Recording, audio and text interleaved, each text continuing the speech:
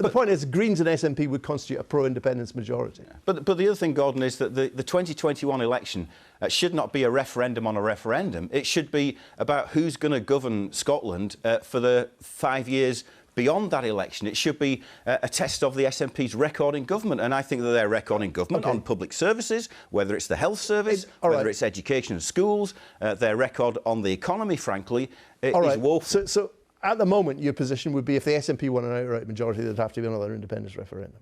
No, I think what I'm saying is that's what you just said. Well, look, what I'm saying is that the election will be about a range of issues, including who is best to govern UNISON coming out in favour of another independence referendum? Yeah. Are they just wrong? Yeah.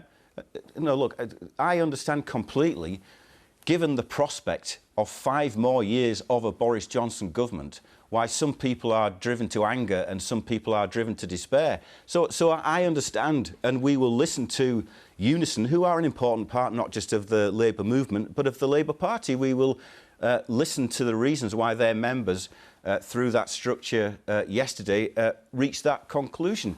But I'm bound to say that the prospectus for independence put forward by the SNP and their Growth Commission report is one of a very hard dose of austerity, which would lead to cuts in public services that UNISON and other public sector trade union members work in. So, I think we need to have an open and honest discussion about the implications of what an independent Scotland would mean, albeit I understand the vote yesterday was on the principle of whether there should be an independence referendum or not. And I'll take you back to a point I made earlier, Gordon, which is that even amongst those people who support independence, there is very little appetite for a referendum to be called in the very near future.